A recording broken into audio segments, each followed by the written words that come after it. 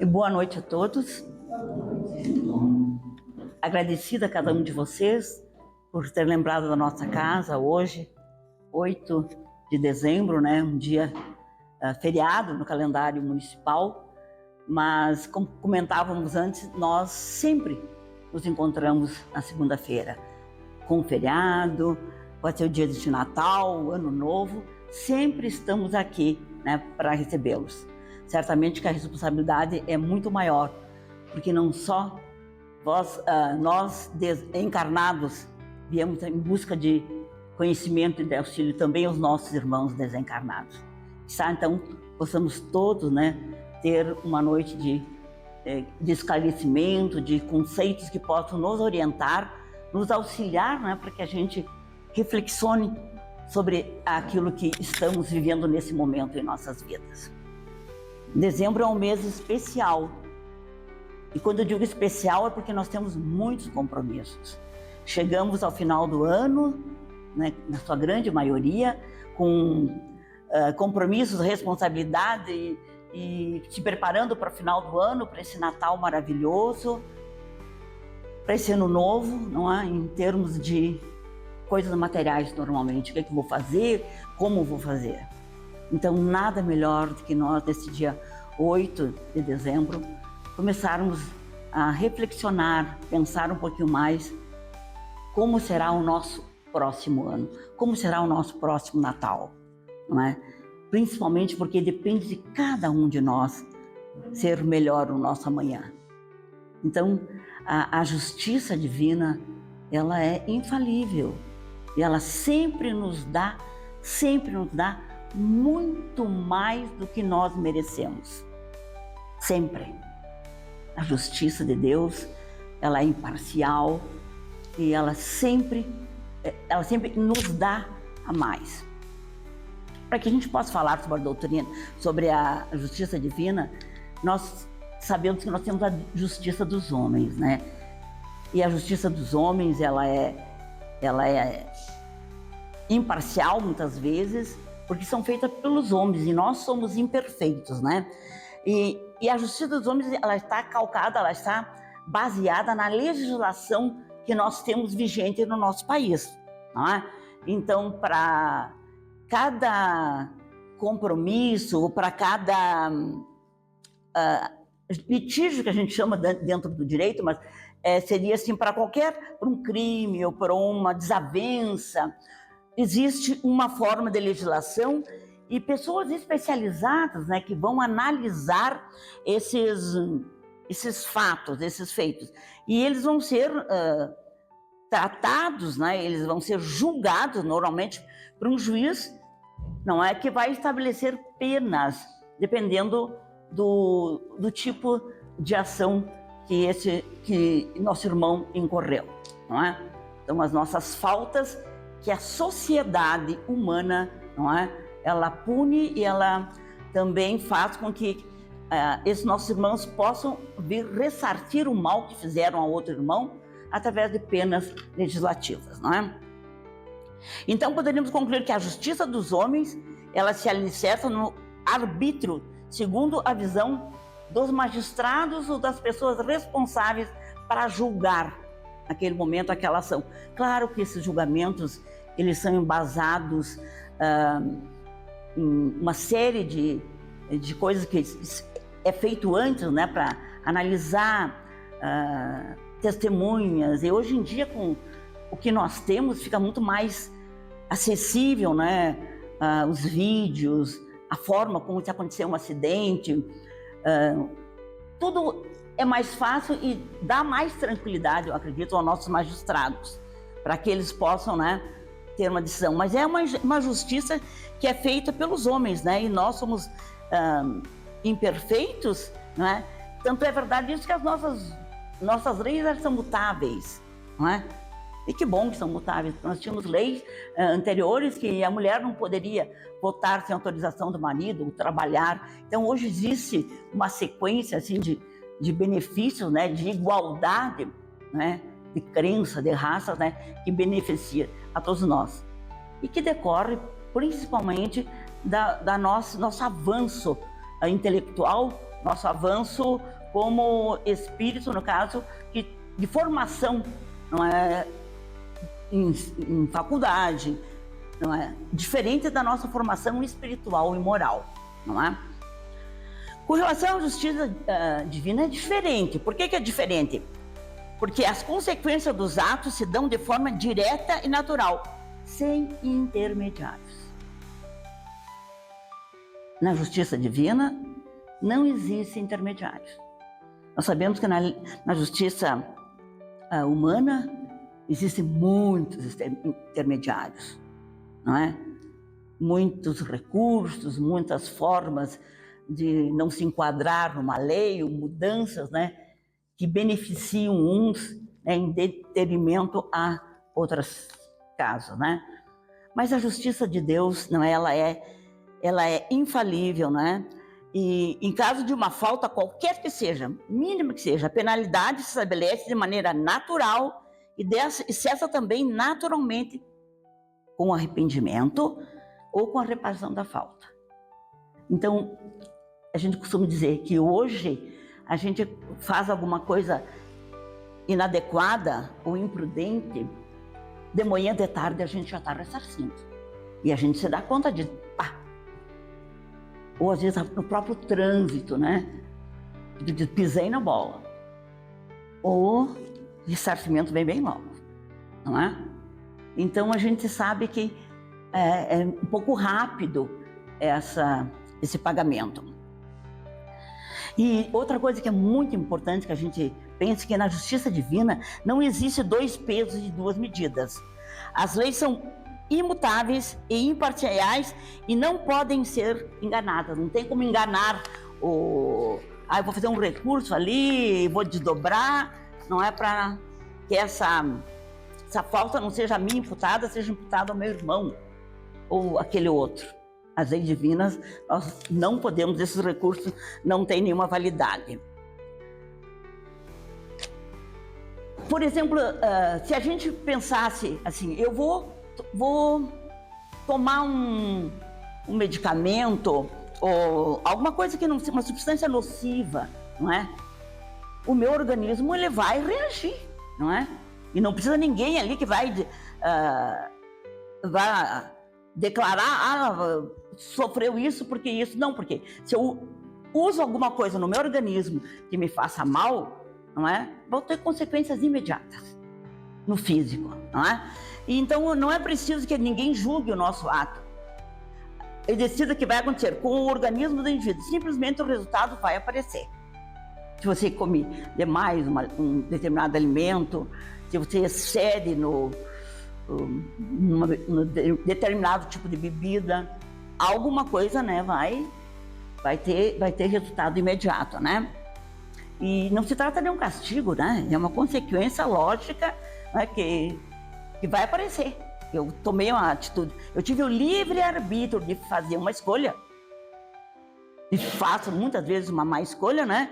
Mas não interessa se esse indivíduo é pobre ou é rico, é branco ou amarelo, não é?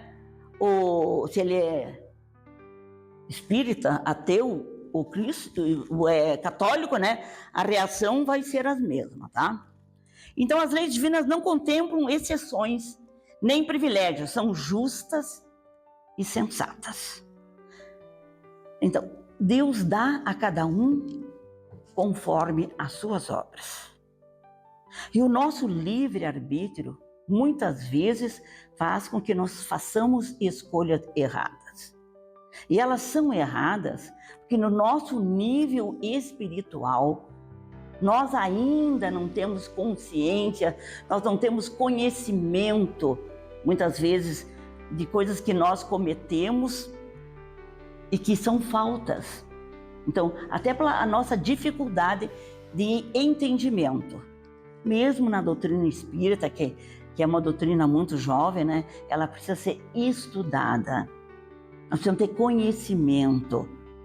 Né? Na igreja católica, lá os padres fazem cursos para serem os profissionais. Claro que só não depende desse estudo cognitivo, esse estudo depende muito também da moralidade de cada um, não é? assimilar o conhecimento, né? E também tem a parte moral. É como nós sempre dizemos, somos anjos e temos duas asas, né? Da moralidade e da intelectualidade. Se nós só crescer na intelectualidade e a moralidade nós nos descuidarmos, nós seremos péssimos profissionais. Porque nós temos que unir a moralidade, o bom senso, a caridade, veja bem, uma palavra que antigamente ressoava em nossos ouvidos apenas como vou dar alguma coisa para alguém, principalmente agora no final do ano, né? Da cesta básica, vou lá, encomendo tanto a cesta básica, pago, mando entregar. Isso é disponibilizado em condição financeira, né? É uma caridade, sim, mas é uma caridade que não diz muito da gente. Então, essa caridade, somente agora, que nós poderíamos fazer, deveríamos fazer, conversar com os nossos irmãos, ver as suas necessidades, se aproximar, abraçar as pessoas, ter contato físico com as pessoas que a gente não conhece, mas que são nossos irmãos. Ainda que a gente dê a cesta básica, cada um dentro das suas condições, se nós não podemos dar uma cesta básica, a gente pode levar um litro de leite, que ajuda. Cada um dá aquilo que tem, tanto moralmente como financeiramente. Agora, esse doar caridade significa amparar, significa acalentar, fazer com que o outro que está recebendo nem perceba que a necessidade dele é muito maior para o alimento do que pelo aquele abraço, pela aquela conversa. Doar com respeito, com dignidade, fazendo com que o outro sinta que para mim é muito importante doar, e para mim é uma alegria estar doando, não é? E que me faz bem muito mais do que a ele. Então isso é alguma coisa que a gente tem que pensar quando agora, qualquer época do ano, né? Mas principalmente agora que a gente fica um pouquinho mais caridoso, né? No campo moral, a justiça divina se dá da mesma maneira, distribuindo a cada um segundo as suas obras, sempre sem intermediário. É comigo e com a espiritualidade, comigo e com Deus. Nós temos no Livro dos Espíritos uma questão que diz exatamente onde está escrita a lei de Deus. Todos nós temos. Independente da religião que nós temos, é na questão 621 que diz assim: onde está escrita a lei de Deus? Onde está escrita a lei de Deus? A resposta é simples: na consciência. Todos nós sabemos quando a gente pisa na bola, porque a consciência nos acusa. Claro, o nível de consciência de cada um depende do seu nível de aprimoramento moral, porque de repente para mim hoje tem coisas que a minha consciência não aceita, enquanto tem pessoas que agem ou fazem daquela forma porque ainda não tiveram aquele esclarecimento, não talvez porque não o quisessem, mas porque ainda não foi oportunizado. Então, é até por isso, comentando assim, dizer que a gente não julga ninguém. Não julga ninguém. Meu Deus, mas que coisa horrível que essa pessoa está fazendo.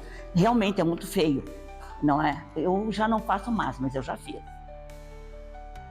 Então a consciência, o nível de consciência de cada um, de entendimento, não é? Faz com que nós tenhamos essas ações. E cada um de nós bastará ouvir a própria consciência, que é onde se encontra esse código divino, todos nós. E nesse item, igualmente, Jesus revela o maior de todos os sábios. Nessa sentença simples, né? Ele ensinou tudo o que precisaríamos saber para conquistar nossa felicidade. E eu já disse antes, né? A cada um conforme as suas obras. A cada um conforme o que tem feito. Então, esse a cada um conforme as suas obras também implica o grau de conhecimento, de moralidade que cada um está hoje. Jesus disse: conhecereis a verdade e a verdade vos libertará. Por isso da importância de dentro da casa espírita ter conhecimento, a leitura. Quem não consegue ler pode ouvir uma palestra. A gente não entende tudo. Eu digo por mim mesmo, o que a gente ouve, mas a repetição faz com que a gente assimile mais. E uma coisa é importantíssima, é o nosso comprometimento, a nossa vontade de nos tornar pessoas melhores. Fazer amanhã melhor do que eu fiz hoje. E como Santo Agostinho nos diz lá no livro, no Evangelho segundo o Espiritismo, no final da noite, quando ia dormir, imaginávamos, será, o que eu fiz hoje? Eu poderia ter magoado alguém, ou falei alguma coisa, ou deixei de falar quando deveria falar. Então, pedir perdão para Deus das falhas durante o dia, não é? Porque às vezes a gente comete erros no agir, no falar, mas que vale muito mesmo é a intenção, não é? Porque às vezes a gente tem uma boa intenção, mas o outro não entende, né? Que vale a intenção. Então, a gente colocar realmente a intenção que a gente tem, aquele ato que está fazendo. Se eu vou abraçar alguém, a intenção é de abraçar mesmo. Eu vou beijar alguém é porque tenho vontade de fazê-lo. Agora, se eu não tenho vontade de fazer isso, eu vou abraçar mesmo que seja alguém da minha família. Veja bem, meu consanguíneo. E nós, como espíritas, sabemos, não é? Que nós temos em nossos lares, muitas vezes, irmãos os quais nós nos descuidemos em outras encarnações e que agora estão próximos de nós e que muitas vezes não simpatizam conosco, porque nós lhes devemos algum bem, que nós lhes tiramos alguma coisa em outras encarnações. E a gente viemos aqui para nos acertar, para nos amar, para nos respeitar, porque Deus, pela sua infinita justiça, sempre nos oportuniza um meio, uma encarnação para os nossos acertos. Mas não tenhamos dúvida que todos viemos aqui para nos amar, para nos respeitar. Por isso que quando em família um casal não dá mais certo, então não tem que ficar a vida inteira junto. Vamos nos respeitar, criar os nossos filhos até onde dá. Não deu nessa encarnação, vamos ter que na outra encarar de novo. Mas o importante é o viver bem, sem o julgar o outro. Porque ele está no nível espiritual que ele é propício. E nós, se conseguimos entender um pouquinho mais, mas é muito pouco, não é? Esse pouquinho mais, ele é necessário para que auxilie o nosso irmão. Se hoje sofremos as consequências de atos infelizes praticados, basta colher o resultado sem nos queixarmos da sorte. Se agimos com uma conduta ético-moral condizente com o resultado que desejamos obter. Então, como depende de nós o aperfeiçoamento, podemos, em virtude do livre-arbítrio, prolongar ou abreviar os nossos sofrimentos. Como o doente sofre pelos seus excessos enquanto não lhes põe um termo. Vamos pensar que alguém tem um problema de saúde que o impede de comer açúcar, doces, e que eu não consigo parar de comer doce. Então vejam bem, nós temos a vontade, nós temos uma justiça divina, um Deus que nos ampara sempre. Que faz, se nós fizermos a nossa parte, a parte divina virá ao nosso encontro e nos auxiliará. Depende sempre da nossa vontade, como dependeu hoje da vontade de cada um de estar aqui. Nós somos responsáveis pelos nossos atos e temos o livre-arbítrio dentro daquilo que nós conhecemos e entendemos. Outra coisa que eu acho super importante, nós só vamos mudar quando realmente nós tomarmos consciência de quem nós somos. Olharmos de frente para nós mesmos. Eu sou assim, eu preciso mudar. Eu sou orgulhosa, eu preciso mudar. Eu sou egoísta, eu preciso mudar. Então a gente tem que se encarar. Nós temos que ver quem eu sou.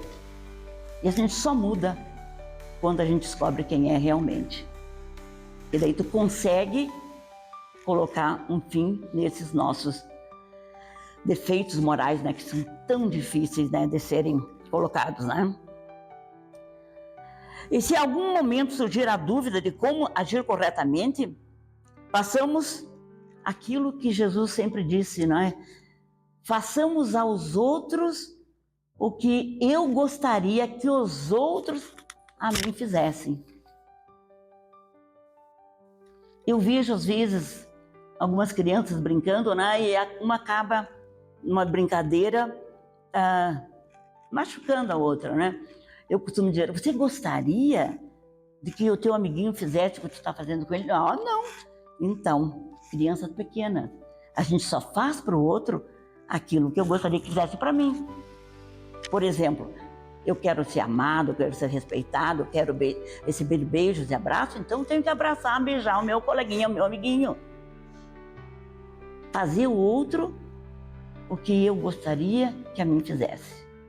Então essa é uma regra de ouro da qual nós precisamos, não é, tomar consciência em nós mesmos, não é?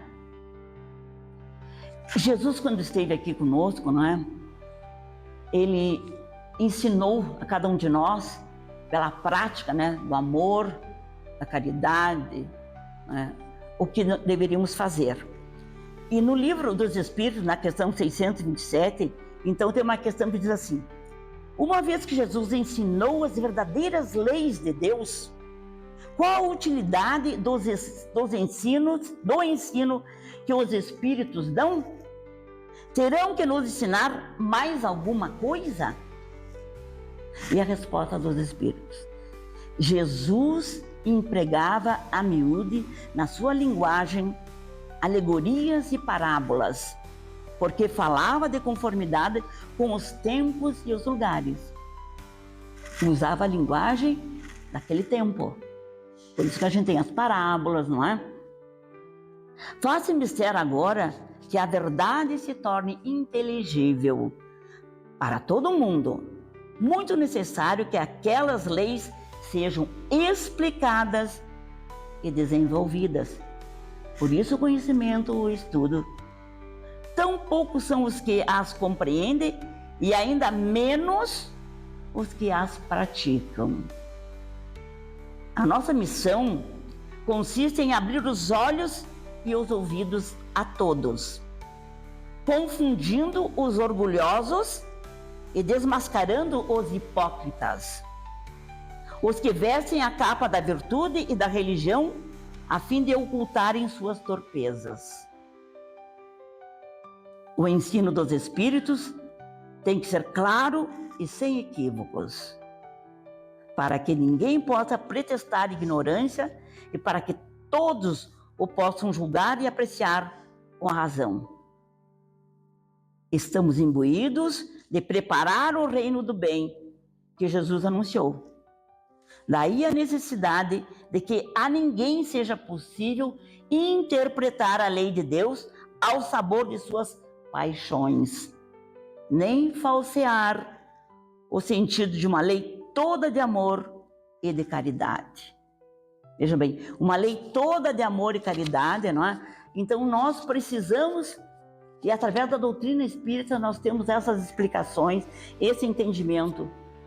E não é fácil de compreender. É preciso determinação, vontade, coragem. E nós nos acomodamos. Deixamos as coisas como estão. Não vamos mexer, então estraga, vamos deixar assim. E não é o correto, né? Nós temos, na verdade, que fazer com que possamos mudar as nossas vidas. Então, para concluir a nossa exposição de hoje, agradecida a cada um de vocês por estarem aqui peço que ao voltarem para os seus lares, todos possam encontrar lá seus entes queridos muito melhores do que os deixaram, onde quer que estejam, encarnados ou desencarnados, para que possam eles ter a bênção, a orientação dessa justiça divina que a todos nós acolhe, que a todos nós auxilia e ajuda. Pai nosso que estais nos céus e em toda parte, santificado seja teu nome, Senhor. Venha a nós o vosso reino e que o reino do bem nos chegue. Seja feita, Pai, a tua vontade, aqui na terra, como no espaço e em todos os mundos habitados. Dai-nos hoje, Senhor, o pão do corpo e o pão do espírito. Não nos deixeis cair em tentação da matéria, nem de irmãos menos esclarecidos. Perdoai as nossas ofensas, assim como nós perdoamos aqueles que nos têm ofendido. E envia-nos, Senhor, um raio da tua divina luz, para que nos mostre o caminho reto que nos conduz aos pés do grande e amado Mestre Jesus. E que assim seja.